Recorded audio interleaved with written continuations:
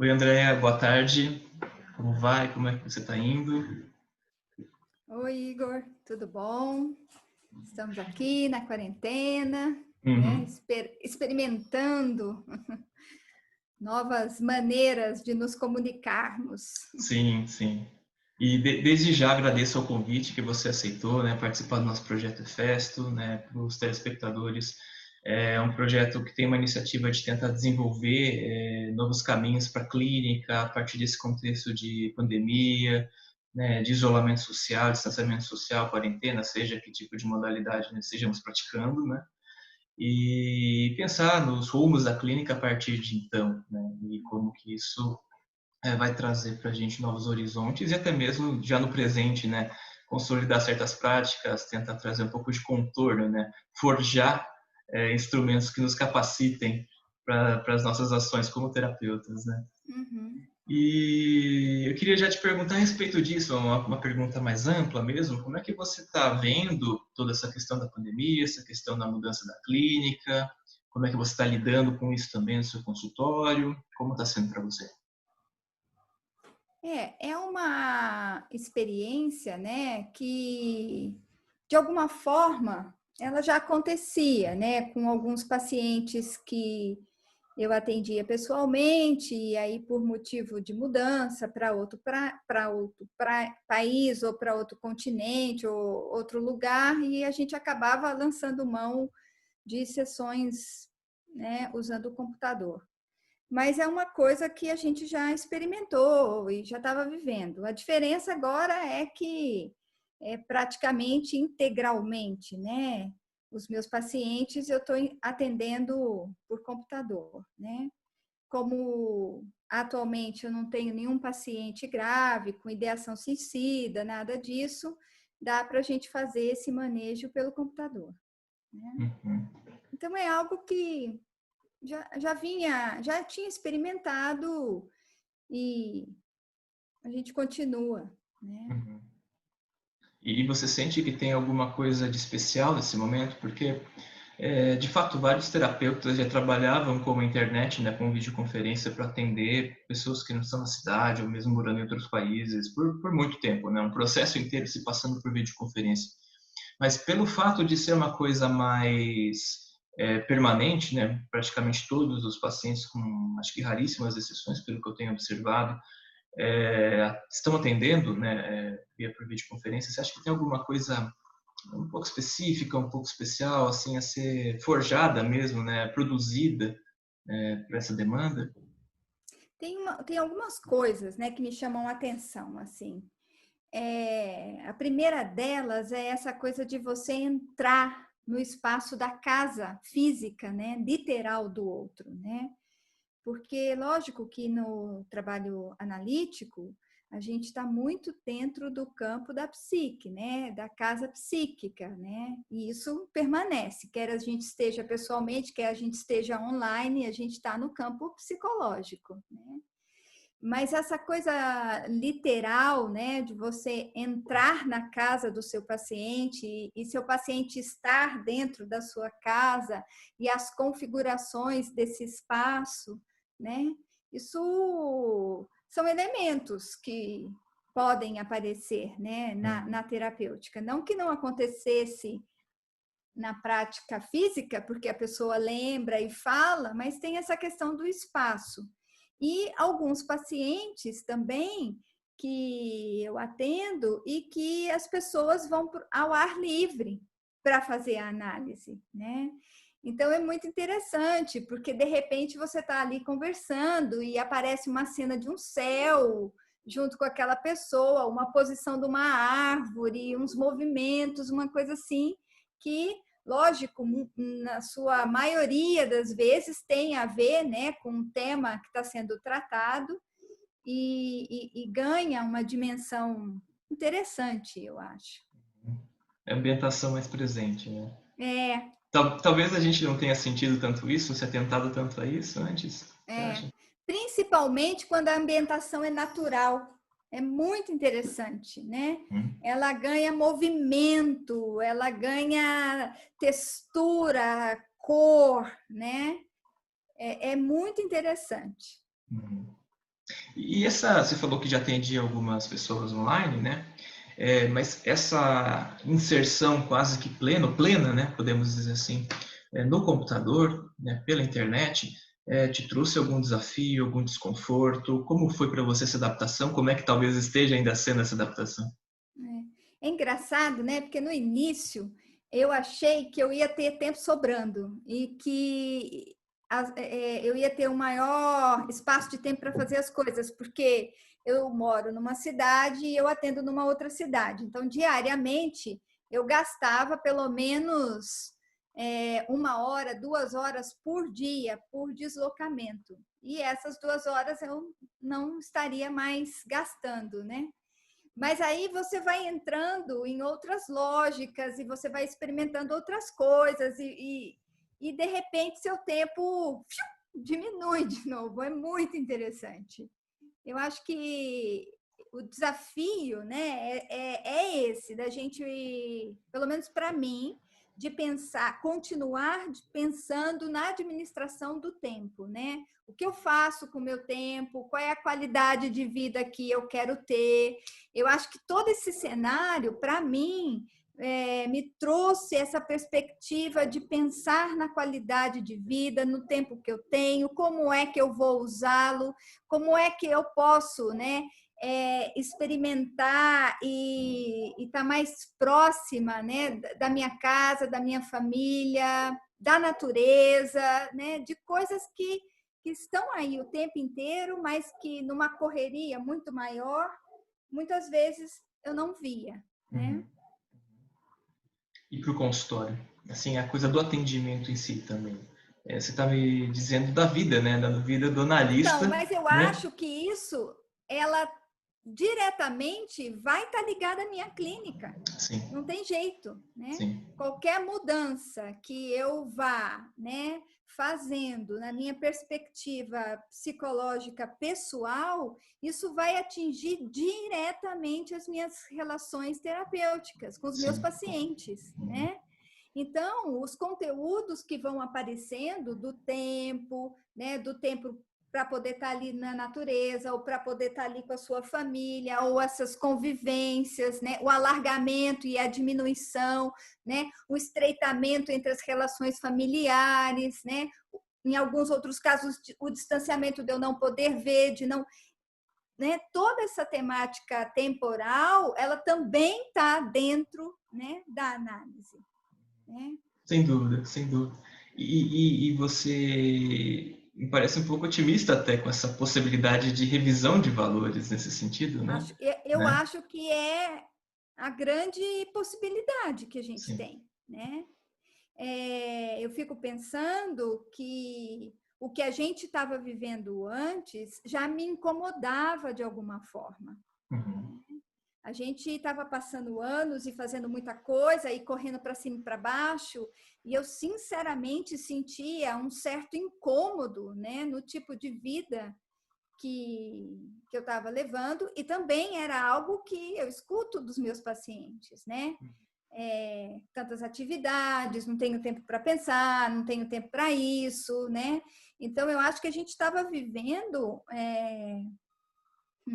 uma vida meio morta, em algum sentido, e de repente eu acho que tudo isso acontece e a gente tem que encarar a morte de verdade, né, literalmente, e começar a olhar para algumas coisas que nós estávamos deixando morrer dentro de nós e fora nas relações, sem que a gente percebesse essas mortes. E o que você acha que estava sendo, o que estava morrendo naquela vida que a gente tinha? O que você sente? Olha, eu acho que tem uma série de coisas, né? Morrendo e que a gente não via ou não se dava conta ou não queria ver, né? A própria situação econômica, política do nosso país, né? Eu acho difícil a gente não tocar nesse assunto, né? Então, assim, se a gente olha, né, para o desmatamento que estava acontecendo, é uma morte, né? Florestas derrubadas é uma morte, né? Esse discurso, né, de ódio, de violência é uma morte, né?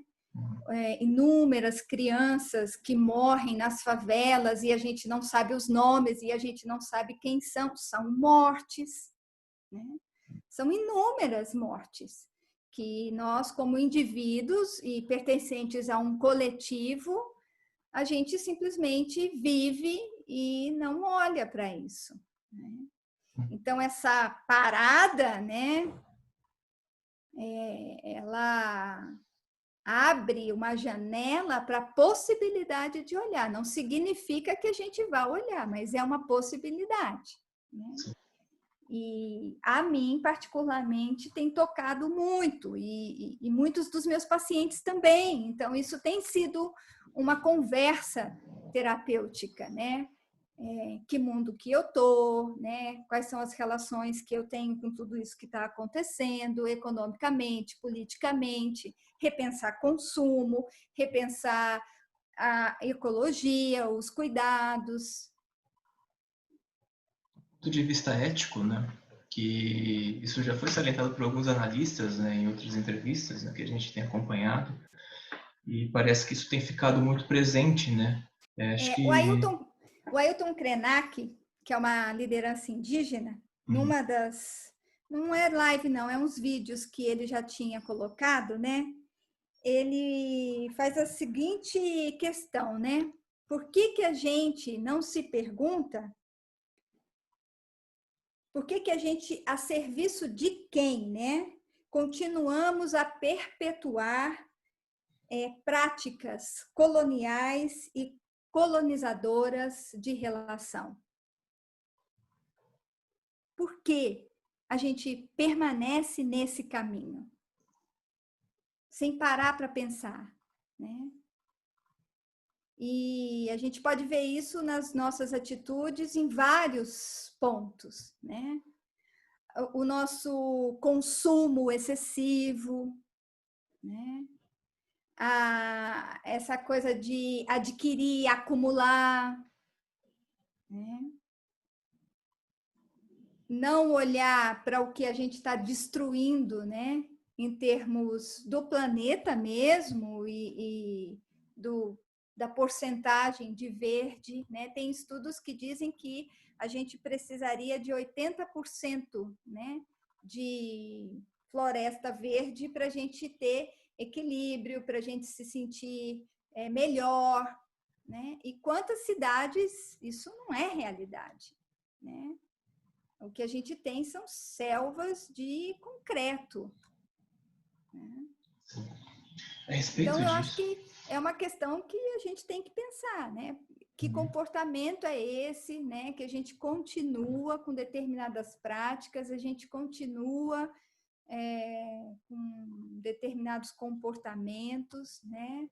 De segregação, de não considerar coisas que são importantes. Por que que a gente não sai dessa lógica? a respeito disso, né, você falou de um líder indígena bastante influente no Brasil, né, bastante respeitado. Você poderia falar um pouquinho da sua perspectiva sobre os aspectos de complexos culturais que o Brasil tem lidado nesse movimento e alguma contribuição também dos seus estudos de ancestralidade, da cultura indígena? Como é que você construiria uma teia, né, um link com essas coisas? Eu acho que tem pontos aí, né, muito importantes, né? Essa coisa desse comportamento de colonizador e, ao mesmo tempo, escravocrata, que a gente perpetua, né? Já Darcy Ribeiro já falava disso, né? Inclusive tem vídeos no Roda Viva dele muito interessantes que eu acho que valeria a pena ver. A gente tem que parar para pensar nisso, né? Ou a gente é aquele que é escravizado, ou a gente é aquele que escraviza, e a gente precisa começar a olhar para as nossas ações cotidianas, porque a gente faz isso sem perceber que está fazendo no dia a dia, né? nas nossas relações. É mais comum do que a gente imagina. E uma coisa que eu acho muito interessante também, né, é pensar naquela perspectiva que o Gambini traz, né, de que povo, né, nós somos, oriundo de que ancestralidade, né? Um país que teve uma inserção, né, da Europa muito forte, né, matando muitas pessoas que aqui habitavam, ao mesmo tempo tendo relações com essas pessoas que geraram filhos, né? Filhos que são filhos de mães e pais que foram embora da Europa, e esses filhos não são reconhecidos como europeu, também não são reconhecidos, né, como um povo original, porque ele fica nesse meio de caminho, né? E aí eu acho que é um lugar que a gente precisa olhar, né? Qual é a nossa identidade? Quem somos? E refazer esse caminho da identidade pessoal de cada um de nós é muito importante. Porque se eu não sei quem eu sou, é mais difícil de eu saber aonde eu quero ir, como eu posso ir, o que eu posso fazer. Eu acho que essa questão da identidade de cada um de nós, ela é extremamente importante a ser trabalhada analiticamente, né? Quem eu sou, né? Eu particularmente sou filha, né? Tenho descendo do povo europeu e descendo dos povos indígenas. Então eu sou justamente esse meio de caminho, né? E aí é a gente poder resgatar, né, a nossa origem europeia, mas também assentada, né, numa origem indígena que tem muito a contribuir, né? Tanto na sua maneira de viver coletivamente e manter, né, a Terra, o planeta, como na sua alimentação, como, né, na sua farmacêutica. São vários os pontos, né, dessa ancestralidade que nós, como brasileiros, nós não temos acesso, né? Eu fui começar a estudar isso, eu estava na pós-graduação, sendo que a minha origem é indígena. Então, eu tenho lapsos de memória do meu avô sentado numa rede, me contando histórias, né? Me contando uma história de que ele era filho de uma figura indígena e ele foi doado e assim vai. Então, tem um apagamento de uma parte da história da gente que nos identifica, que nos constitui e que eu acredito que a gente precisava integrar, né? Os povos indígenas, eles têm uma perspectiva de mundo muito diferente da nossa ocidental, né? O Eduardo Viveiros de Castro traz isso muito bem, e a gente vendo, né, as falas do Ailton Krenak, do Cacaverá, do Davi Copenaua, né, e várias lideranças que começam a se manifestar, isso vai trazendo para a gente uma ideia dessa cosmovisão que é diferente e que inclui tudo, todos os seres, né? Eu acho que a gente precisa, talvez, né, em termos maior, mudar a nossa concepção, né, desse humano como centro e perceber que, de verdade, nós fazemos parte de um grande coletivo e que estamos nesse planeta e que todos, né, das montanhas, as pedras, as plantas, os animais e nós precisamos nos unir enquanto uma grande coletividade para a manutenção das vidas em gerais. Eu ia fazer uma pergunta, mas eu vou mudar um pouquinho ela, pensando no que você já disse a respeito do trabalho psicológico, né? Que é um trabalho com a psique, né? A psique, ela pode ser materializada, normalmente ela é materializada, né? Mas enquanto uma atitude terapêutica, a gente está no imaginário, né? A gente está pensando, a gente está num ramo que não é tão concreto necessariamente, né? Então, dá para pensar que essa pandemia, ela freou uma série de anseios de ordem psicológicas, para o bem ou para o mal, e isso possibilita uma reorganização que pode trazer uma nova corporificação para o mundo, que eu acho que é isso que você está dizendo, né? Uma forma de integração dessas diferentes formas, né? Eu acho que é bom enfatizar essa parte da forma, né? Como fica o corpo novo desse mundo que pode estar nascendo a partir da pandemia. Eu não sei se ela freou.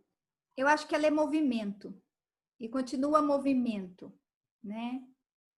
É interessante, tem um mito indígena Runicuim que uma antropóloga, Esla Gros, colocou recentemente no YouTube, que o Walter Boechat também citou, né?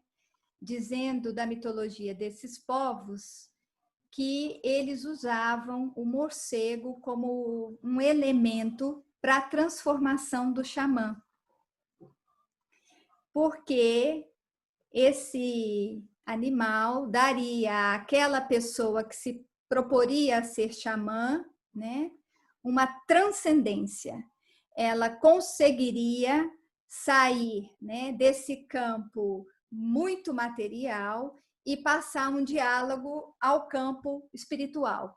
Então, o morcego, para esse povo Runicuim, além de ser um disseminador de sementes, ele também tinha esse potencial de levar um indivíduo a transcender, a mudar. E aí eu achei isso muito interessante, né? Pensando no Covid e da onde isso vem, como isso vem, né? Porque a raiz é a mesma. Então eu acho que é a possibilidade de nós transmutarmos. Continua no movimento, não para, a psique não para, o movimento não para, né? Agora, o que vamos fazer disso? A gente pode paralisar egoicamente ou a gente pode ampliar, né? E sair dessa visão micro-egóica e ir para uma dimensão maior do coletivo. Né? Eu acho que a grande oportunidade que a gente está vendo e que eu já vejo os povos indígenas clamando e falando por isso é vivermos como seres coletivos. Psicologicamente também, né? Muitos dos nossos sonhos são extremamente individuais. Agora, lógico, está um pouco diferente. Eu tenho visto e tenho experimentado, eu particularmente, sonhos coletivos. Isso é muito interessante, né? Eu acho que a gente precisa partir para essa dimensão de que não somos sozinhos e somos muitos e como é que a gente pode dividir o que a gente tem. Não é fácil, porque é sair de uma normativa capitalista, é sair de uma normativa que há muitos anos, né, a gente imprime o meu, eu, como sendo potências, e ir para uma outra lógica, né? Eu faço parte. E como é que eu posso dividir? Eu não sei se eu respondi sua pergunta, mas... Respondeu sim, respondeu. De fato, parece que quando você disse de corpo, falou sobre corpo, de uma integração, me veio essa questão de como a gente pode, ou de visualizar como seria essa nova integração, né? A corporificação, né? Ao invés de ficar só nos projetos e planos, né? Mas como que a gente pode, de fato, trazer atitudes concretas para um desenvolvimento que é da psique, por si só, né? Você me fez lembrar de um projeto, né, que um colega meu, que a gente fez faculdade juntos, ele chama Vitor, e ele acabou que foi para a USP de Ribeirão, e ele propôs um projeto que eu estou participando junto com outros colegas, que eu acho que corporifica um pouco essa ideia de atuação diferente, né? E qual é a ideia dele? Qual é o projeto dele? Chama Troca de Conversa. E nós nos juntamos, ele como o aglutinador das pessoas, nos juntamos em 6, 7 profissionais de psicologia, de abordagens diferentes, abrindo um espaço para receber e conversar com pessoas que estão na frente da lida com o Covid, né, em hospitais, em postos. Então, essas pessoas, elas se inscrevem nesse grupo, que funciona todo sábado, das 2 às 5 horas da tarde. Nós, os 7 profissionais, estamos dentro da sala e recebemos quem vier que está lidando com Covid. E aí são N áreas. Gente da farmácia, gente que está lá dentro, né, do centro de Covid, lidando com os pacientes, médicos, administradores, o segurança, a faxineira, qualquer pessoa que esteja dentro desse campo, né?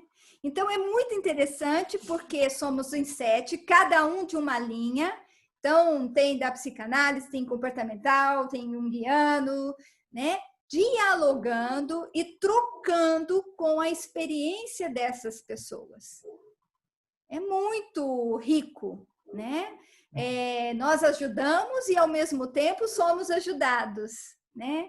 E aí me vem a coisa do que me apaixonou no Jung, né? Que é a coisa do encontro. É no encontro, né? No encontro verdadeiro, nessa relação, né? Com o outro, com os outros, que alguma coisa pode surgir de novo. Eu não consigo dar uma cara, eu não consigo dar uma forma, eu não consigo premeditar como é que vai ser, porque isso se dá com a experiência. A gente precisa viver, a gente precisa sentir. Então, tem muitas coisas que eu acho que estão acontecendo, né, nessa pandemia de saúde e política, que a gente ainda não consegue denominar, e nem é hora de denominar. A gente precisa viver, né? E experimentar, e buscar alternativas, e experimentar o novo. E aí a gente só vai conseguir denominar depois. Mas viver profundamente cada minutinho disso tudo, né, que está acontecendo, eu acho que a gente precisa viver. Imagino que o próprio analista, o terapeuta, ele está bastante misturado com o paciente nesse momento, né? Porque a situação está afligindo a todos, né? Apesar do grupo ser destinado talvez a mais uma escuta, né, de profissionais de saúde que estão mais intensamente ligados ao combate da Covid, né? Mas acho que o sentimento de pertencimento é realmente coletivo, né? Exato, eu acho que a gente realmente está podendo partilhar, né, as coisas, né? E aí uma outra antropóloga, que eu esqueço o nome dela, ela fala assim, o que é muito interessante dentro dos povos indígenas, né, é que eles vivem as coisas juntos. Então, eles sofrem juntos, eles experimentam as dificuldades juntos. Eu acho que essa é a nossa oportunidade, né, de vivermos juntos, né? É lógico que cada um com as suas diferenças e no caso da análise pessoal, né, a gente vai estar lidando com a temática daquele indivíduo, né? Mas nesse espaço que é um espaço coletivo de troca, de conversa, aí sim, né?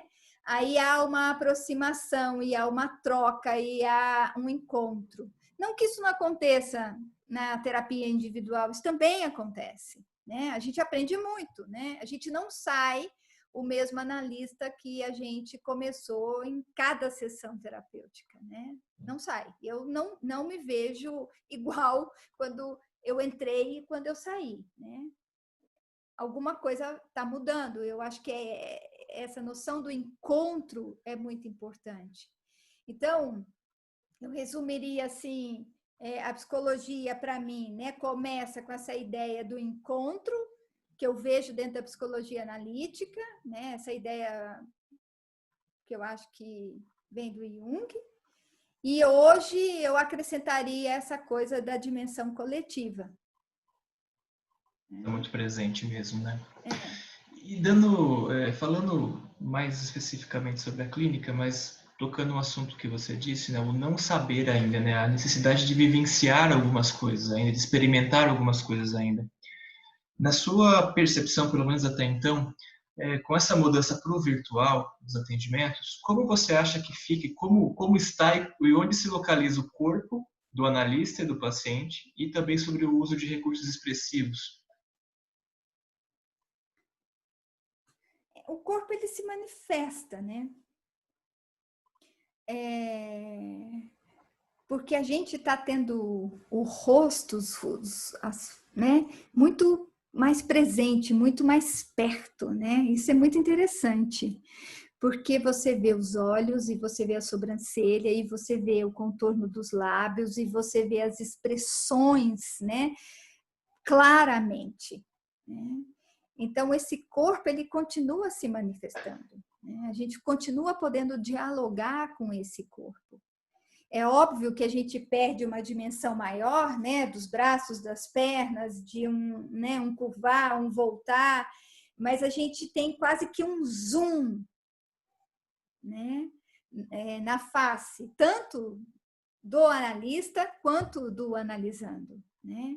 Então põe essa relação, eu acho, numa intimidade, num face-to-face bem forte, né? Eu acho isso bem legal, bem Na interessante. ambientação, né, como a gente falou Hã? antes, na ambientação, como a gente falou antes, né, o lugar que eu apresento para o analista, né, É. como analista. E o uso de recursos expressivos, como é que você Eu tem acho que eles trabalhado? continuam da mesma Continua. maneira, né? O que eu tenho observado na minha prática é que eu estou trabalhando muitos sonhos, muito sonhos. O que tem vindo e que eu estou trabalhando intensamente são sonhos, né? Então, é uma perspectiva que está bem forte. Mas, assim, os recursos expressivos, eles continuam acontecendo, né? Meus pacientes, alguns desenham e me mostram, porque dá para compartilhar as imagens pela internet e a gente analisa da mesma maneira, né? Há a possibilidade de você estar ali trabalhando com alguém e a pessoa, naquela hora, fazer o uso, o manejo, né? Mesmo que seja na dimensão corporal, né? Se é um movimento, se é uma criação coreográfica, isso pode ser feito e a pessoa pode mandar para mim, eu posso ver. Então, os recursos eles continuam, né, acontecendo. André, eu queria fazer uma última pergunta, que é a respeito da pandemia especificamente, sobre os mortos, sobre as vítimas. A gente está presenciando uma crescente no número de mortos aqui no país, né? E a dificuldade de fato fazer uma cerimônia de despedida para esses mortos, né?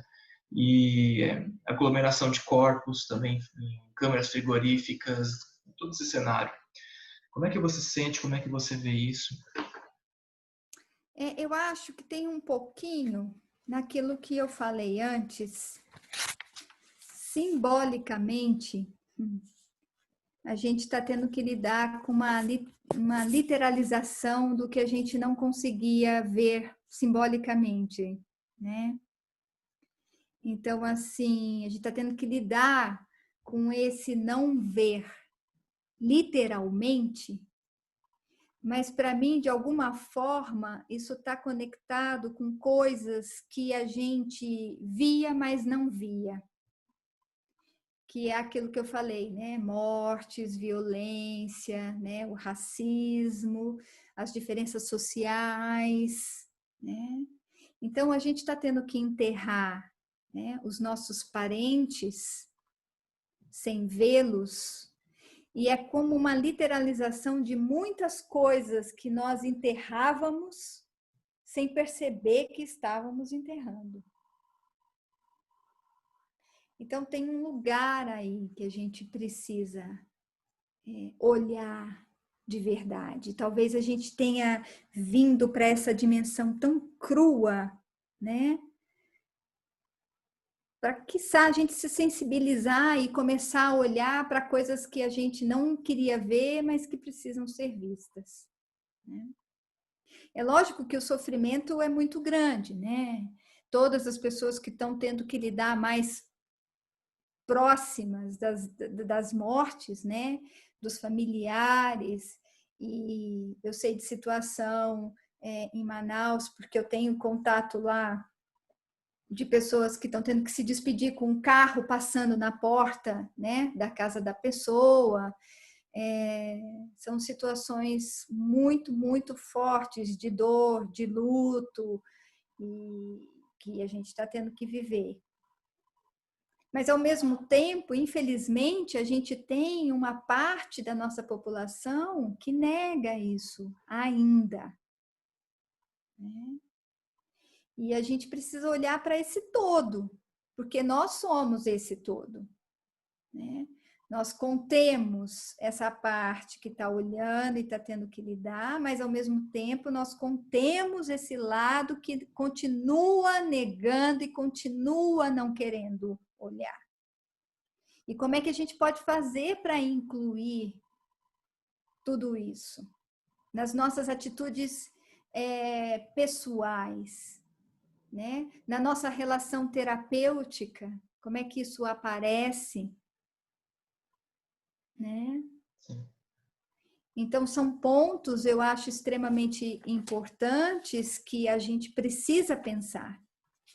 E me veio também, né, uma coisa muito interessante que dos povos indígenas, em específico do povo Yanomami, que foi um povo que eu tive a oportunidade, né, de estar na floresta amazônica com eles um período de tempo na minha vida. E os Yanomamis têm um ritual fúnebre de cremar o corpo da pessoa que morreu e beber, né, aqueles cinzas misturada num mingau. Quem bebe são os familiares mais próximos e os amigos, para que aquele corpo possa se transmutar e fazer parte de uma estrutura que sustenta o céu. Ótimo. E aí, numa live com o Dário Yanomami, que é filho do Davi Kopenawa, e uma outra antropóloga, eles dizendo que o que está acontecendo? A partir do momento que aquele menino Yanomami morreu em Roraima e que a família não pôde, né, fazer o ritual, os Yanomamis que estão ficando doentes não vão para a cidade, para não correrem um risco de não poder fazer parte dessa estrutura que sustenta o céu, que sustenta o mundo espiritual e que não sustenta só o mundo deles, sustenta o mundo de todos nós. Né? É óbvio que eles vão ter que desenvolver uma outra forma, provavelmente, eu imagino, né? Mas me volta a essa questão, né, de como nós vamos olhar para a morte, lidar com a morte, e eu acho que é um tema que a gente precisa ressignificar, até porque a gente está vivendo num capitalismo que prega que a gente tem que viver uma longevidade de vida assim, né, louca, que a gente não morre mais, a gente faz plástica e a gente sobrevive, né? Num custo muito alto, e a gente vai precisar aprender a olhar para essa finitude. Né? Impressionante, né? Nós, naturalmente, nascemos para morrer. E a gente está negando isso, enquanto ocidentais, enquanto pensamento capitalista. E isso tem uma consequência. A gente tem que olhar para isso. E vem os morcegos. Exatamente. Eu acho que tem uma transcendência aí que precisa ser feita e uma conexão, né, com essa dimensão do espiritual, porque os nossos líderes hoje, o nosso líder hoje é o dinheiro, é o capitalismo. Né? Então a gente está com conceitos, eu acho, bem perigosos. Eles precisam mudar. E aí isso, a partir do momento que eu começo a trabalhar com isso pessoalmente, olhar para isso, não tem jeito, isso vai aparecer na minha clínica e eu vou lidar com isso na minha clínica e a gente vai falar disso na clínica também, né? Porque os pacientes não procuram a gente à toa. Né? Então, é uma coisa que vai se propagando, né? Ótimo, André. Você tem mais alguma coisa a dizer, a colocar que eu não perguntei, que a gente não falou? Olha, deixa eu olhar aqui. Eu acho que eu gostaria de terminar com uma coisa que eu postei no Facebook, inclusive, né?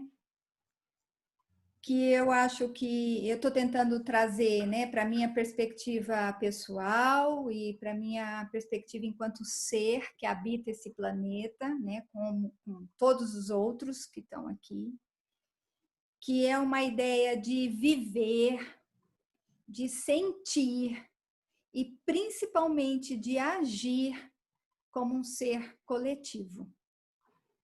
Essa ideia de ser coletivo não é minha, é do Ailton Krenak, e é uma pessoa que eu tenho estudado e aprendido muita coisa com ele, então eu diria, vamos escutar as nossas vozes ancestrais, né, que estão aí vivas e falando e lutando, não só pelo contexto deles, mas pelo contexto de vida de todos nós. Eu acho que é isso. Maravilhoso, maravilhoso. Muito forte, né? Uma potência maravilhosa. Eles são. Sim. Eles são. Bom, Eles são. André, queria agradecer pela participação. Desculpa, tem que concluir? Não, eu só ia agradecer. Eu Tá. agradeço muito vocês, a oportunidade, né? A oportunidade da gente conversar e da gente trocar e de pensar algumas coisas, né? E com a vontade de que isso possa, né, tocar os nossos corações. Tomara, tomara. Esse projeto é pensado nisso, né? Para que a gente possa comunitariamente, né, num coletivo, se apoiar, procurar vozes e semear, né? Semear alguma coisa que deve estar emergindo que a gente ainda não tem uma clareza do que seja, né? Exatamente, E você porque fez é parte. só juntos, né? Eu acho que Exato. a proposta de vocês é ótima, é nesse sentido, juntos, né? Juntos a gente pode muito. De novo, muito obrigado, Andréia, Eu que agradeço. e até a próxima. Até. Tchau. Tchau, tchau.